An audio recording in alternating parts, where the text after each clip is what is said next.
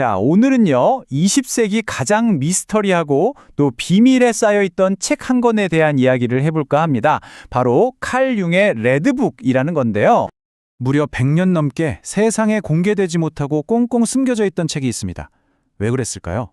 어쩌면 이 책을 쓴 위대한 심리학자가 사실은 미치광이였다는 그런 끔찍한 증거가 될까봐 두려워했던 거죠. 자, 이제부터 그 엄청난 비밀 속으로 한번 들어가 보겠습니다. 이 레드북이라는 수수께끼를 제대로 이해하려면요, 우선 그 책을 쓴 칼 융이 대체 어떤 상황에 처해 있었는지를 먼저 알아봐야 해요. 모든 건 바로 거기서 시작되거든요. 당시 융은 뭐랄까, 심리학계에 떠오르는 태양, 바로 그런 존재였죠. 그런데 그의 스승이자 정신분석학의 창시자인 지그문트 프로이트와 관계가 점점 틀어지기 시작합니다. 아주 깊은 균열이 생겨버린 거죠. 그럼 도대체 두 사람의 생각이 얼마나 달랐던 걸까요? 간단히 말해서 융은 인간의 무의식 속에는 신화나 역사 같은 우리 모두가 공유하는 집단적인 무언가가 있다고 봤어요. 하지만 프로이트는 어땠죠? 모든 문제의 원인을 개인의, 특히 성적인 욕망에서 찾으려고 했단 말이죠. 특히 융은 인간의 영성마저 그저 환상일 뿐이라고 말하는 프로이트의 생각은 도저히 받아들일 수가 없었던 겁니다. 보세요. 자신의 신념을 지키기 위해 그가 치러야 했던 대가가 얼마나 컸는지 이 문장이 다 말해주고 있죠. 프로이트와 갈라선 뒤에 동료들은 전부 등을 돌렸어요. 그의 연구는 쓰레기 취급을 받았고 신비주의자라는 조롱 섞인 딱지까지 붙었죠. 말 그대로 그는 학계에서 완전히 외톨이가 되어버린 겁니다. 이렇게 밖에서 고립되니까 그 충격이 결국 자기 내면으로 향하게 된 겁니다. 이건 그냥 직업적인 위기가 아니었어요.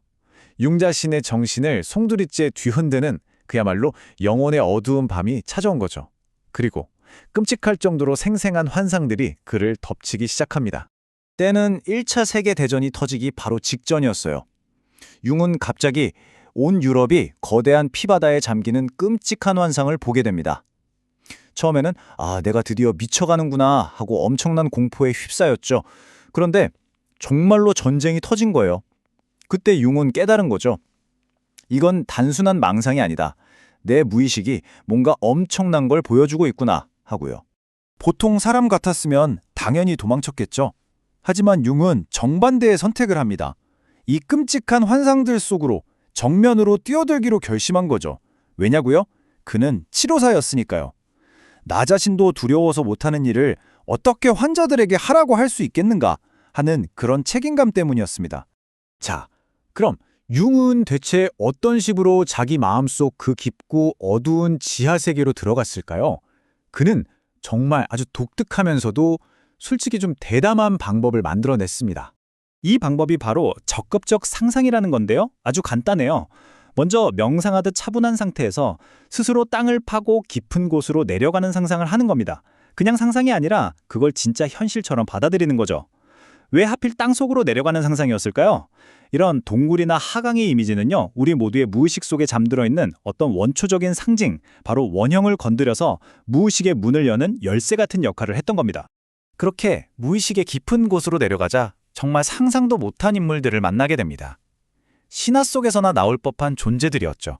그 중에서도 가장 중요한 만남이 있었는데요. 바로 지혜로운 예언자 엘리야와 눈이 먼 채 춤을 추는 매혹적인 무의 살로메였습니다. 딱 봐도 아시겠죠? 한쪽은 지혜와 정신, 다른 한쪽은 맹목적인 욕망과 감각, 완전히 정반대되는 두 힘처럼 보였어요. 그런데 그때 엘리야가 정말 충격적인 말을 던집니다. 나와 내 딸 살로메는 영원 전부터 하나였다. 지혜의 상징인 엘리야가 욕망덩어리인 살로메의 아버지라니, 융은 머리를 한 대 맞은 것 같았죠. 지혜와 욕망, 정신과 육체는 서로 싸워야 할 적이 아니구나. 원래 하나였구나. 바로 이 순간 융은 엄청난 깨달음을 얻게 된 겁니다. 자, 이렇게 자신의 내면을 탐험하며 겪었던 모든 것들, 그 생생한 환상들, 신화적인 인물들과 나눈 대화, 그리고 그 모든 것을 직접 그린 그림까지, 이 엄청난 기록들을 한데 엮어서 마침내 한 권의 책으로 만들어냅니다. 그게 바로 레드북, 라틴어로는 새로운 책이라는 뜻의 리베르 노부스입니다. 근데 이게 그냥 평범한 일기 같은 게 아니었어요. 융이 직접 한자 한자 중세시대 필경사처럼 글씨를 쓰고 또 환상에서 본 장면들을 정교한 그림으로 남겼습니다. 마치 무슨 고대의 비밀을 담고 있는 마법서 같지 않나요? 이건 융 자신의 마음속을 탐험한 세상에 단 하나뿐인 아주 특별한 지도였던 셈이죠. 자, 그럼 이런 의문이 들 수 있죠.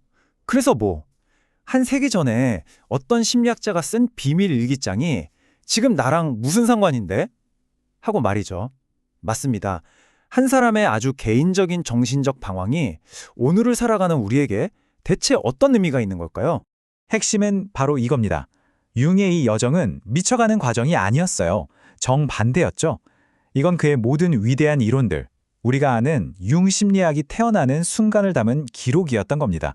원형이니 집단 무의식이니 하는 그의 핵심 개념들이 전부 이 경험에서 나왔거든요. 그래서 레드북을 뭐라고 부르냐면 융 심리학의 소스 코드라고들 해요. 그리고 더 나아가서 우리 각자가 자기 내면을 들여다보고 진짜 나를 찾아가는데 도움을 주는 아주 강력한 안내서이기도 하고요.